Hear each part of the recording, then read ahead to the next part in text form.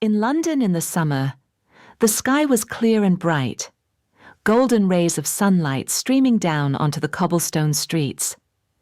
Amid the bustling crowds, there was a young woman carrying a small suitcase and a heart full of hope. Her name was Jenny Miller, and she was a student of English literature from America. Jenny had come to London not only to study, but also to fulfill a dream to speak English as fluently as a native speaker. Jenny had always been a shy person. Back in her hometown, she often felt awkward every time she had to utter even a simple sentence in English. Yet today, in this unfamiliar capital of England, she carried within her a strong determination: I will change. I will learn how to speak, how to think, and how to live in this language.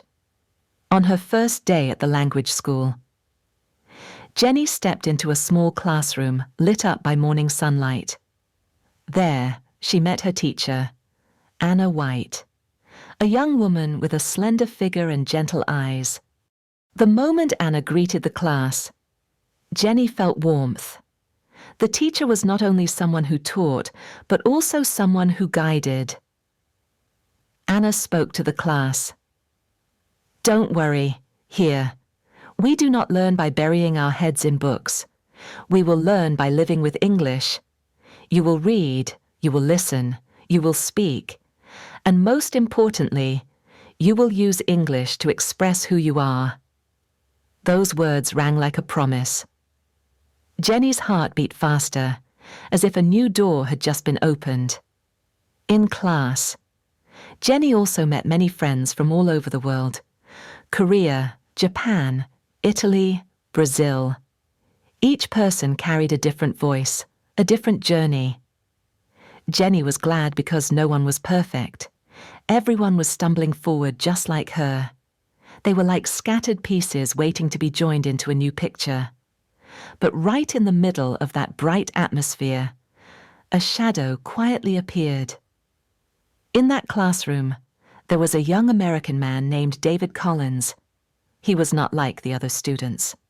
David had lived in London for a while, and his English was quite good. Instead of encouraging others, he often mocked those who were weaker. The first time Jenny introduced herself, her voice trembled, every word hesitant. David smirked and said, "An American still learning English. That's hilarious." That sentence, seemingly harmless, felt like a sharp blade piercing Jenny's heart. Her face flushed, her chest tightened. Anna noticed and gently intervened. "Here, everyone is a learner. Everyone has the right to learn, the right to make mistakes, and the right to improve." Jenny thanked her teacher with her eyes, but doubt had already been planted in her heart. Was she truly good enough to be here day after day? Jenny tried to join every activity. She read children's books in English, practiced watching films without subtitles, and even tried writing journals in short sentences.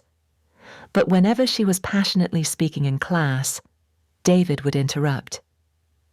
"You pronounced that wrong." Or "A native would never say it that way." Those comments were like cold water splashed in her face. Jenny began to lose confidence, in her mind. David's mocking laughter kept echoing. One afternoon, after class, Jenny sat alone. The sunset streamed through the window, painting her face in a sorrowful orange light. Anna came over and quietly sat beside her. "Jenny." "What's wrong?" Anna asked. Jenny lowered her head, her voice barely a whisper. "I think maybe English is not for me. Whenever I speak, it just makes people laugh." Anna smiled softly and placed a hand on Jenny's shoulder. Language is not for comparison, but for connection. Don't forget that the purpose of English is to share your heart. Mistakes are not frightening. What is frightening is silence. Those words were like a small lamp lit inside Jenny's soul. But just as she began to feel calmer, David started a new game. The next day, He deliberately struck up a conversation with Jenny in the schoolyard. "Hey, Jenny, do you really believe this way of learning works? No textbooks, no strict grammar, just casual talking. I bet in a few months, you'll still be stuck in the same place." Jenny froze. Deep down, she had started to notice her own progress. But David's words shook her belief. What if he was right? What if she was just fooling herself? That was the first turning point. The seed of doubt in Jenny had begun to sprout. She kept going to class and studying, but her eyes no longer shone like before. Every time she spoke, she heard David's mocking voice in her head. Every time she looked in the mirror, she asked herself, "Do I really deserve this dream?" Anna noticed the change. Instead of scolding, she chose patience, letting Jenny go through her own trials. Jenny did not know that this was only the beginning of a stormy journey, a journey where her faith would be tested many times, where she would have to learn how to rise, not only to learn a language, but also to learn how to believe in herself. After the short conversation with David, Jenny's mind was in turmoil. She began to doubt herself. Every day she still went to class, listened to the lectures, and practiced. But in her heart lingered a troubling question. Am I really making progress? That conflict did not stay only inside Jenny's head. It gradually flared up into 3 challenges, each one like a powerful wave crashing down, pushing her further away from her initial belief. The first challenge. The presentation 1 week. Her teacher Anna announced next week, "Each of you will give a short presentation in English. You may choose any topic you like." This news made the whole class buzz with excitement, but for Jenny, her heart sank. To speak in front of many people. In English, just the thought made cold sweat break out on her forehead. For several nights, Jenny struggled with her speech. She wrote it on paper, then crossed it out again. She tried practicing alone in her dorm room, but every time she looked in the mirror, she saw David standing there, smirking. The day of the presentation arrived. Jenny walked shakily up to the podium. She began with a simple greeting. "Good morning, everyone." But after only a few sentences, she stuttered, forgetting her vocabulary. A ripple of laughter rose from the corner of the class where David was sitting. Jenny's face turned crimson, her heart pounding wildly. She awkwardly ended her presentation in silence, leaving out many things she had intended to say. When she returned to her seat, only one thought echoed in her mind: I have failed. The second challenge. The part-time job. To practice her English, Jenny decided to take a part-time job at a cafe near the school. Anna had once advised her, working in a busy place will help you use English more. Don't be afraid of mistakes. Every mistake is an opportunity to learn. At first, Jenny was excited. She thought she would learn many things. But on the very first day, a customer came in and ordered at lightning speed. Jenny panicked, didn't understand, and gave the wrong drink. The customer frowned and snapped, "You don't understand simple English, unbelievable." Everyone in the cafe turned to look at her. Jenny felt her face burning, her hands trembling so much she nearly spilled the tray of drinks. At that moment, someone sitting in the corner chuckled. Yes, it was David. Whether by chance or on purpose, he had also come there. He walked closer and lowered his voice. "I told you already. You're not good enough for this job. You'd better go home and study again." Those words were like salt rubbed into a bleeding wound. Jenny forced herself to finish her shift, but inside she was drowning in shame. The third challenge. Growing distance from friends.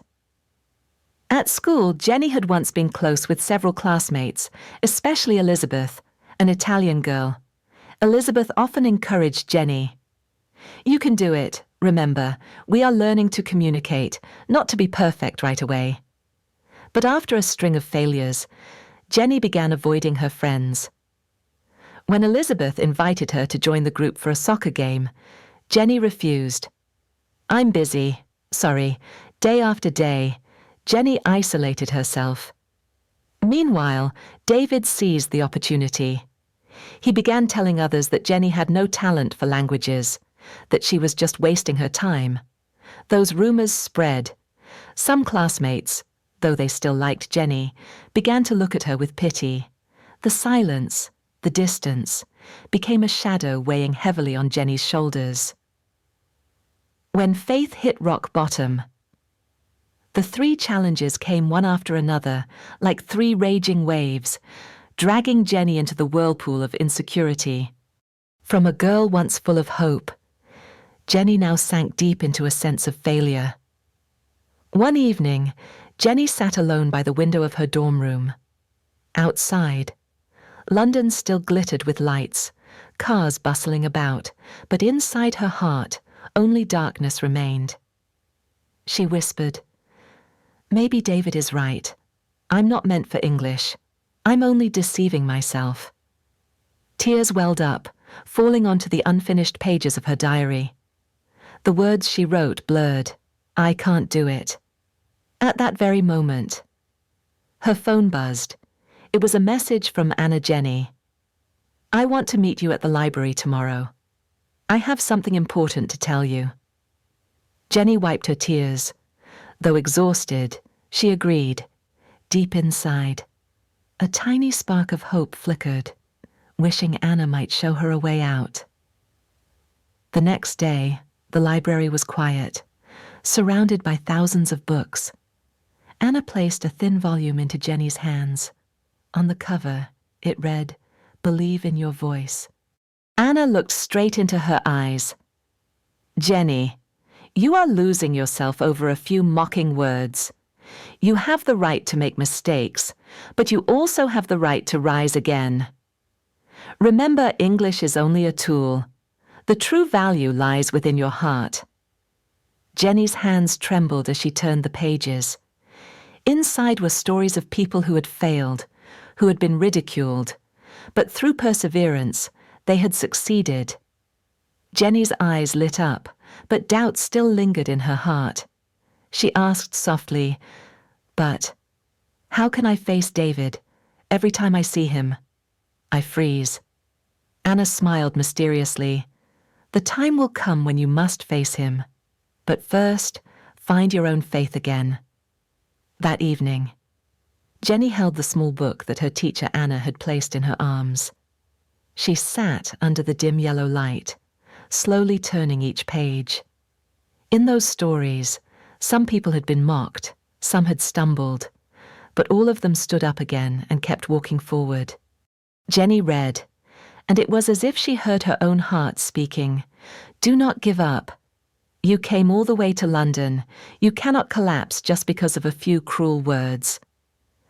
As night fell, Jenny stood in front of the old mirror in her tiny rented room. She took a deep breath and began speaking out loud, even though her words were still clumsy. "I am Jenny. I can speak. I will not give up."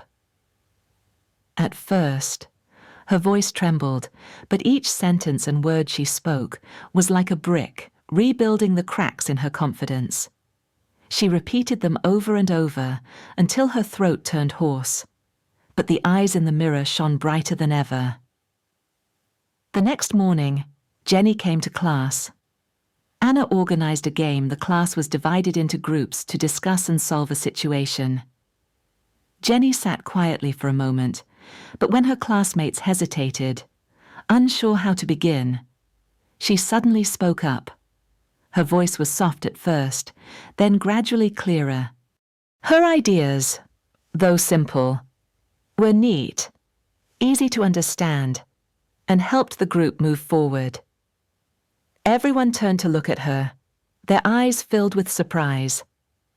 Elizabeth smiled and gave a small nod. At the back of the class, David frowned. He was not used to seeing Jenny so confident. When the game ended, Anna beamed with joy. Very good. Jenny, this is exactly what I wanted to see. Courage. You dared to speak, and that is true strength. Jenny's heart pounded fast, but this time it was not out of fear. It was the quiet happiness burning inside her. A few days later, Jenny had the chance to face David directly. In a debate lesson, the class was split into two opposing teams. Ironically, Jenny and David were placed on opposite sides. The topic that day was, what is the best way to learn a foreign language? When his turn came, David spoke with his usual mocking tone. I think not everyone has the ability to learn a foreign language. Some people, no matter how hard they try, only make others laugh. I believe everyone can already see that. His eyes flicked toward Jenny. The entire class fell silent. Jenny could hear her heartbeat, her hands trembling slightly, but in her mind. Anna's words echoed. Mistakes are not scary. Silence is what's truly frightening. Jenny stood up. Her voice was raspy at first, but then it grew steady. I disagree. Learning a foreign language is not a gift you are born with. It is a journey of perseverance. I have failed. I have been embarrassed, and I have thought I could not do it. But I am still here, still learning. Because the purpose of language is not perfection, but connection. If I can express my thoughts and share my feelings, then my English already has value. The room was quiet for a few seconds, and then suddenly applause broke out. Elizabeth was the first, and then others joined in. The clapping filled the room with energy. Anna looked at Jenny with pride in her eyes. David froze. For the first time, his sarcasm had been defeated by a simple truth belief. That night, Jenny fell asleep in peace, in her dream. She walked into a room full of light. English words floated around her like radiant butterflies. She heard Anna's voice, Elizabeth's voice, and even her own voice echoing, "Believe in your voice. Language is a bridge. Step across it." When she woke up, Jenny knew that the dream was a message from her heart. From that day on, Jenny changed. She no longer avoided her classmates, no longer bowed her head when David mocked her. Each time he tried to taunt her, she only gave a calm smile and carried on with her work. She poured her energy into her lessons, into her part-time job at the cafe, where she could now confidently take orders, chat with customers, and even receive compliments. Time passed, and the final exam arrived. Jenny submitted a neat essay and stood before the class to deliver the presentation she once trembled and abandoned.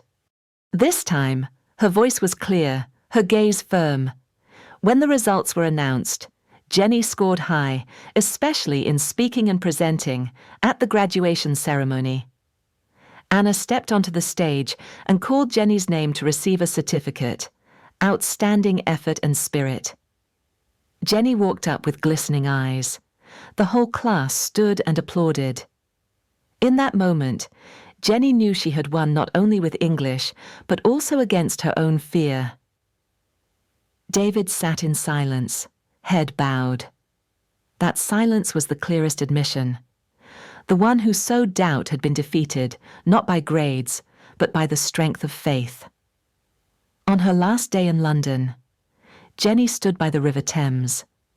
The evening had fallen, the cool breeze blowing through her hair. The city sparkled with lights, and the river surged on, just like her journey.